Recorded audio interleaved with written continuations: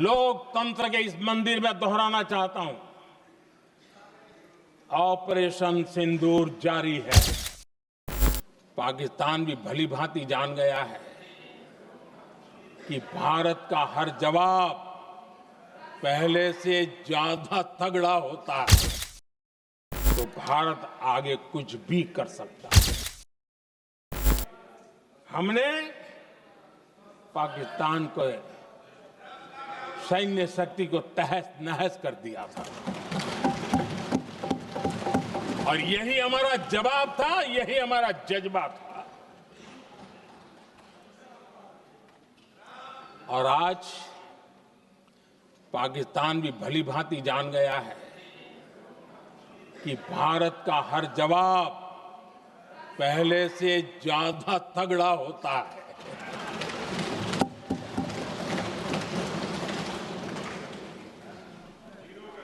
उसे यह भी पता है कि अगर भविष्य में नौबत आई तो भारत आगे कुछ भी कर सकता है। और इसलिए मैं फिर से लोकतंत्र के इस मंदिर में दोहराना चाहता हूं, ऑपरेशन सिंदूर जारी है।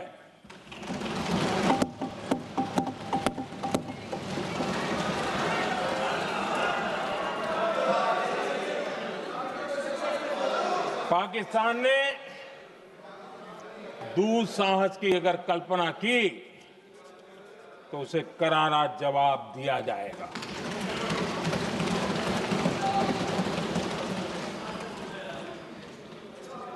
आदरणीय अध्यक्ष जी, आज का भारत आत्मविश्वास से भरा हुआ है। आज का भारत आत्मनिर्भरता के मंत्र को लेकर के पूरी शक्ति के साथ तेज गति से आगे बढ़ रहा है। देश देख रहा है भारत आत्मनिर्भर बनता जा रहा है, लेकिन देश ये भी देख रहा है कि एक तरफ तो भारत आत्मनिर्भरता की ओर तेज गति से आगे बढ़ रहा है, लेकिन कांग्रेस मुद्दों के लिए पाकिस्तान पर निर्भर होती जा रही है।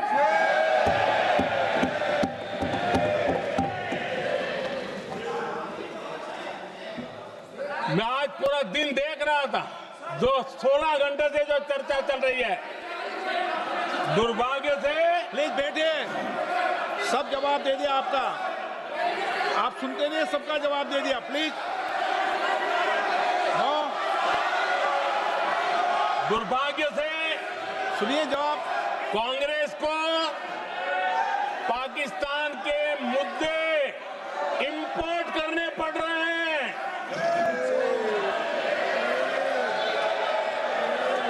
आदरणीय अध्यक्ष जी, आज के वॉरफेयर में इंफॉर्मेशन और नैरेटिव्स की प्लीज बैठिए। बहुत बड़ी भूमिका है।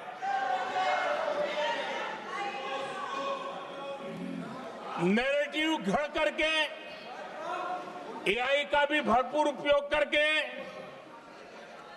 सेनाओं के मनोबल को कमजोर करने के खेल भी खेले जाते हैं। जनता के अंदर अविश्वास पैदा करने के भी भरपूर प्रयास होते हैं। दुर्भाग्य से कांग्रेस और उसके सहयोगी पाकिस्तान के ऐसे ही प्रपंच के प्रवक्ता बन चुके हैं।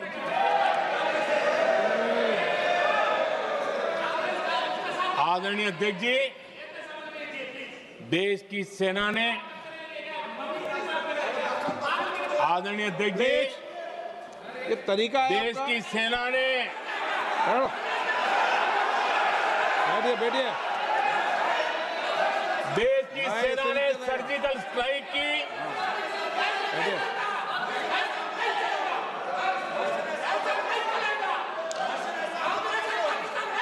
जब बैठे बैठे बैठे आदरणीय अध्यक्ष जी, देश की सेना ने सफलतापूर्वक सर्जिकल स्ट्राइक की तो तुरंत कांग्रेस वालों ने सेना से सबूत मांगे थे, लेकिन जब उन्होंने देश का मूड देखा, देश का मिजाज देखा, तो सुर उनके बदलने लगे और बदल करके क्या कहने लगे? कांग्रेस के लोगों ने कहा, ये सर्जिकल स्ट्राइक क्या बड़ी बात है, ये तो हमने भी की थी। एक ने कहा 3 सर्जिकल स्ट्राइक की थी, दूसरे ने कहा 6 सर्जिकल स्ट्राइक की थी, तीसरे ने कहा 15 सर्जिकल स्ट्राइक की थी। जितना बड़ा नेता उतना बड़ा आंकड़ा चल रहा था।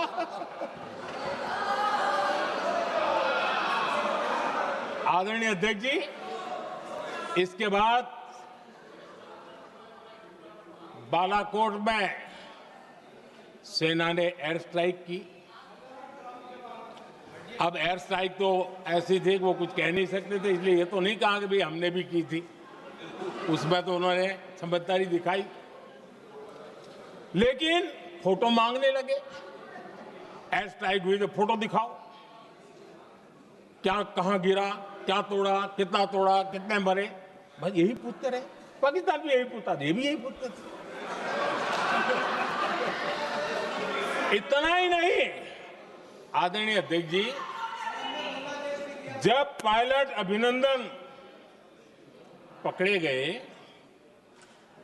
तो पाकिस्तान में तो खुशी का माहौल होना स्वाभाविक था कि उनके हाथ में भारतीय सेना का एक पायलट उनके हाथ लगा था। लेकिन यहां पर भी कुछ लोग थे जो कानों कानों में कह रहे थे, अब मोदी फंसा, अब अभिनंदन वहां आए, मोदी ला करके दिखा दे, अब देखते हैं मोदी क्या करता है। आज डंके की चोट पर अभिनंदन वापिस आए।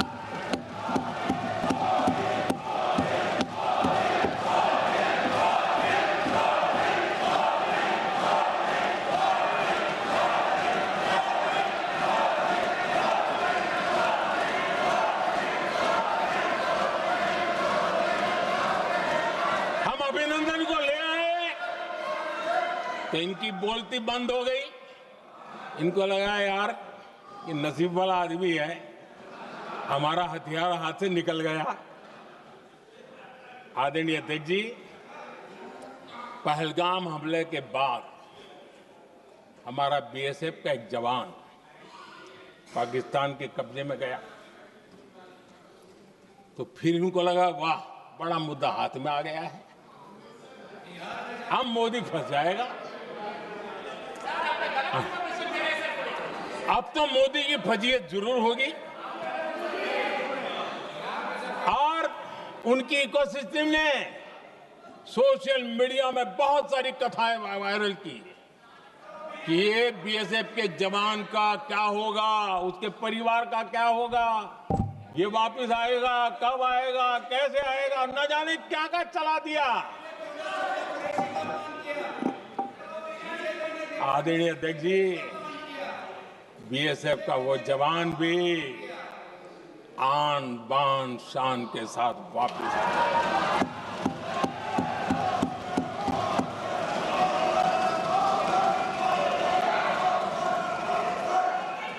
आतंकवादी रो रहे हैं, आतंकवादियों के आका रो रहे हैं, और उनको रोते देखकर यहां भी कुछ लोग रो रहे हैं।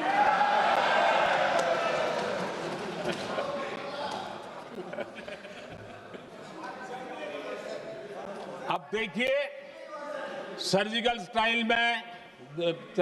स्ट्राइक चल रही थी, उसके बाद उन्होंने एक खेल खेलने की कोशिश की, बात जमी नहीं। एयर स्ट्राइक हुई तो दूसरा खेल खेलने की कोशिश की, वो भी जमी नहीं। जब ये ऑपरेशन सिंदूर हुआ तो उन्होंने नया पैंतरा शुरू किया। और क्या शुरू किया? रोक क्यों दिया?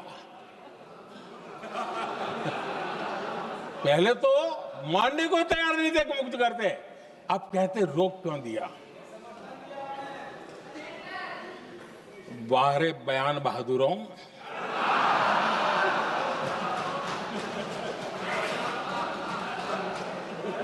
आपको विरोध का कोई न कोई बहाना चाहिए। और इसलिए सिर्फ मैं नहीं, पूरा देश आप पर हंस रहा है।